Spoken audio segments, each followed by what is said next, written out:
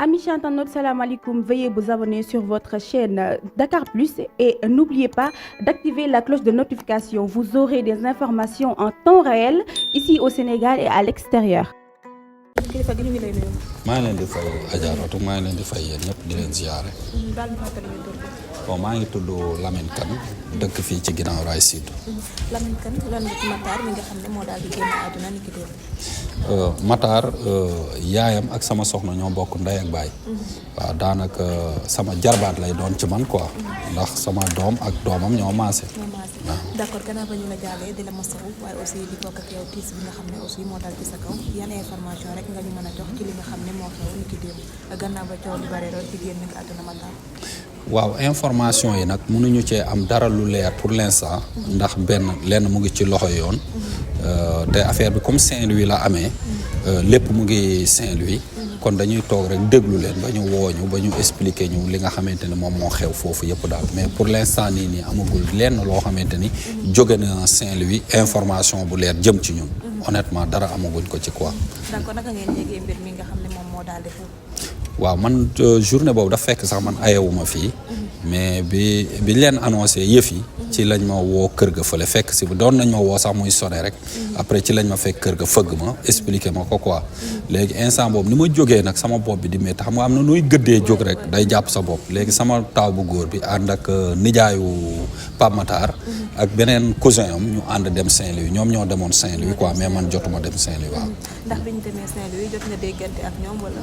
waaw benn instant doon naa déggante ak ñoom mais li ñuy wax moom mooy. gisuñu ko. waaw ñoom administratif bi la ñuy déglu affaire yooyu quoi mais ñoom daa mel ni gisuñu corps bi ba tey waaw. alors yow en tant que ndijaay ci Matar xamoon nga feebar bi nga xamante ne waxoon na ko wala fii ci kër gi daan na xamale ne moom amoon na feebar bi nga xam ne amoon na. waaw pour dire vrai honnêtement boo ko gisee da ngay jàpp ni il est kon waaw ça va quoi mais musul toog ak man wala mu toog ak sama soxna wala kenn ci ñun mu wax ak waxu feebar ndax tamit ay nit lañ ay jullit lañ tey bu toogoon ak ñun wax ak ñun waxi feebar peut-être ñu def ci ay solution ndax tamit ñun ay homme public lañ comprendre nga yàlla amuñu lu ne gaañ mais tamit am nañ ay connaissance yàlla daal moo yor jaam mais wax dëgg yàlla feebaram mosuñu koo waxtaane peut-être am na ay nit ñoo xamante ni même bu ñuy dee sax duñ la wax dara waaw day am ay nit ñu bindoo noonu quoi mais nañ jàpp ni daal yàlla yóbbu na ko daal. alors naka ngeen jàngate li nga xamante ni moom lañ ni moom moo ko rey mooy que dafa xaru est-ce que réellement jàpp ngeen ni que dafa xaru. non honnêtement xam nga tey loolu ndar la xewee mais munoo wax xaru munoo wax rey munoo wax mort naturelle puisque amul benn ci boo xamante ne autopsie génnee na ko ay nit lañ nag quoi mais munoo xalaat ni lii moo am ak lii fekk autopsie nag génneewu ko rek lu autopsie génnee rek ñun ci loolu la ñuy sukkandiku mais ñun personnellement mënuñoo wax xaru la mënuñoo wax mort naturelle la mënuñoo wax crime la. d'accord ci bataaxal bi nga xamante ni aussi daal dina ko fi bind di ko fi bàyyi ko fi ndax jàpp ngeen ne moom Matar moom moo ko bind wala. waaw xam nga tey ci postam lañ ko gis. waaw ci postam nga ko gis quoi. ci réseau la ko posté. waaw ci page am lañ ko gis. bon munoo wax ni moo ko bind munoo wax keneen ko bind te loo wax tooñ. boo waxee keneen moo ko bind da ngay tooñ. boo wax ni moom moo ko bind tamit mais jàpp leen ni ci page am la ñu gis lettre bi. voilà honnêtement. yéen naka ngeen ko gisee. waaw liir nañ ko comme ñëpp waaw gis nañ contenu bi gis nañ lim ci bind yëpp métti na trop bu dee loolu lay dund c'est dur mais ñun de wax dëgg yàlla ñoo dëkk ak moom ndax tamit bu ñibbisee des fois une semaine la fi def 2 semaines dellu waaw booy bu calme la booy bu dal booy bu jullite bon wax dëgg yàlla xuloowut xeexut duggul ci naka sudul noonu daal bu dee yaru rek booy wër ku yaru rek jàppal xale boobu waaw mais alors amoo leen benn information wala dara loo xamante ne concerné na ko jóge ci ñi nga xamante ni ñooñu la nekkaloon université wala sax ñoo xamante ni ci koñ bi la ñu nekk ñuy wax ak ñoom. waaw non amuñu loolu yëpp parce que moom ci boppam bon bariwul woon dugg génn même copain de classe am yi aussi tamit doo woon gis pour ñuy ñëw di dugg ak génn quoi moom dafa réservé woon ndax réservé wu nag du question soxor wala dara wala lii yàlla moo ko bindee peut-être noonu quoi waaw mais yàlla daal ñëw na ak i mbiram daal. waaw mooy li ma wax léegi yaru respecté doomi aadama heure de prière benn du ko ci raw ndax saa yi ñu nekkee ci kër gi des fois sax ci moom laay xamee heure julli ndax bu ma traversé di jàpp ji rek man damay jóg dem jàppi ci wax dëgg yàlla loolu laa xam ci moom te ba pare nag mu nekk un brillant élève waaw élève bu waaw mu mënoon jàng wax dëgg yàlla waaw vraiment xajoon na fi daal. alors li nga xamante ni concerné na yaayam dégg nañu que ni dafa feebar ba moment bi dafa amee AVC bi nga xamee ni yëg na lu metti lii naka la ko dundee. waaw dund naa ak yaayam lu giir ku yàgg ndax yaayam bi ko AVC bi dalee léegi yàgg na ba looloo war a sax yaayam AVC bee tax mënut a wax day soox benn côté bi daa paralysé waaw gor gu nekk gor nga ngay taaw ci kër gis sa yaay di souffrir lii boo sañoon da ngay am loo koy fajee tey muy man muy yéen ñi fi toog ñëpp tey ku ci amoon da ngay dimbali say waajur mais peut-être loolu tamit moyen yooyu newu fi mais xelam ak xolam yëpp newoon na ci faj yaayam xëy na tamit fii la ko yàlla yemale mais ñu ngi tàllal suñuy loxo rek képp koo xamante ni aussi tamit am nga yéene ci yaayam war koo mën a jàppale ñu ngi lay tàllal suñuy loxo rek nga ñëw jàppale ñu ndax mbébét boobu la ama non mooy taawu yaayam tey waaw moom de waaw moom yaayam moom rek la am ci doom bu góor quoi waaw ñeneen sëram yi ay jigéen la ñaar lañ quoi te ay xale lañ te moo leen daan jàppale ci seen njàng donte amul doole bon daan na leen jàppale quoi ci yenn sew yeeg yooyu quoi.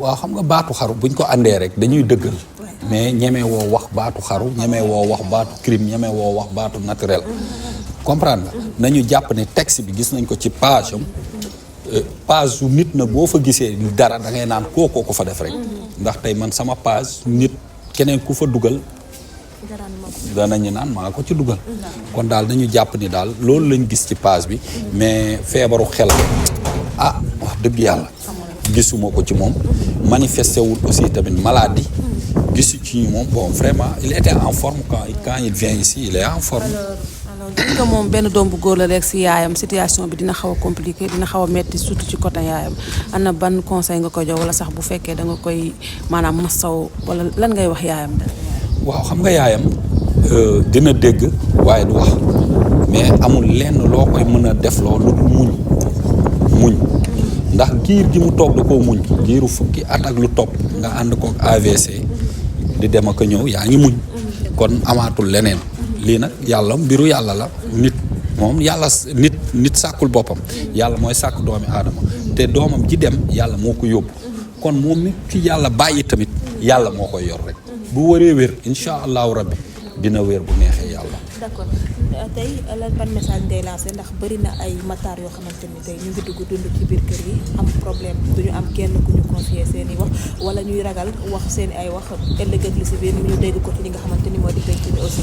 waaw xam nga côté boobu aussi tamit lancé na benn message fort mooy ni que ñun suñu problème mooy nit dalay wax dara nga dem siiwal ko waaye tamit des fois nit day yaakaar ci yow ne la dimbali ma ci fukki dërëm nga naan diw daa mën a ñaan nit day ñëw ne la dimbali ma ci dépense nga naan ko diw de maa ko yor nit kenn war ta xas kenn te yow la ëllëg sa morom bu ñuy dimbalante nañ leen di dimbalante rek te yàlla tax ñu bañ a di topp li nga defal diw mais suñu Sénégal da ngay wax fii ñu modifier say wax moo tax yóbbu ko déformer wax yi yóbbu ko moo tax nit ñi léegi bu ñu ñëwee sax pour nga interview leen dañuy ragal mais bañuñu ku leen dékk micro mais wax yi la ñuy déformer di ko dagg fii di ko dugal fii mais li may gën a insister rek mooy képp ku lire lettre bi nga xamante ni posté nañ ko ci page Matar Diagne nee na lii ak lii ak lii ngallaawaay nañ leen di dimbalante ñun suñu biir amante yërmande tey ñuy bañ a xasante bu ñu may nit 1000 francs rek yaakaar na yaa ko gën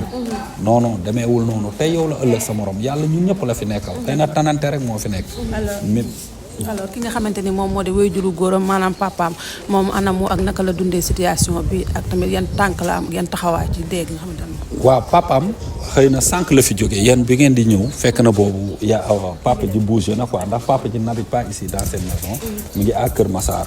te encore ci biir semaine bi yëpp d'après téléphone yi ñu doon wax. nee na dafa malaa doon temps yëpp affaire yooyu mais lépp daal ab mooy waajuram ñun peut-être ñoo dëkk ak moom fii ci kër gi.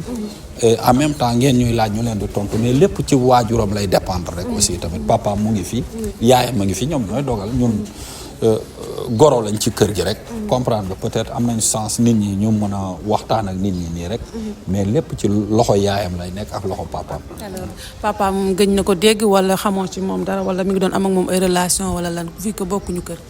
waaw non xam nga yooyu tamit c'est des fois xam nga nit mun ngay wax ak sa papa doo ko yëg mun ngay dem seeti sa papa du fu muy dem rek ñëw ne la ah démb de gis naa sam papa wala woo naa sam papa ñoom ñaar la ñu ngi du ñàkk ñu ngi déggante du ñàkk ñu ngi gisee aussi tamit ndax nit du nekk ci Sénégal gi sa doom nekk fii te doo leen gisee mais je sais que ni bon mu du ñàkk muy déggante ak papaam daal wax dëgg yàlla waaw comme papaam nekkul ci kër gi moom mag la il a 27 ans day déggante ak papaam wala muy gisante ak papaam aussi tamit.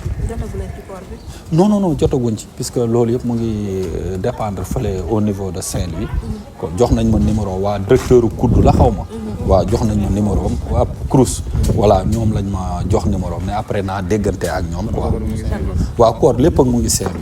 jërëjëf ñu ngi lay jaale bu baax a baax di leen mosawu waaye aussi di bokk ci yéen tiis bi nga xamante ni moo dal ci seen doom. waaw man ñaanal leen yàlla may rek. waaw tamit ma leen di sant di leen gërëm di wax ni rek vraiment yéen tamit bon amu leen dara lu dul lii.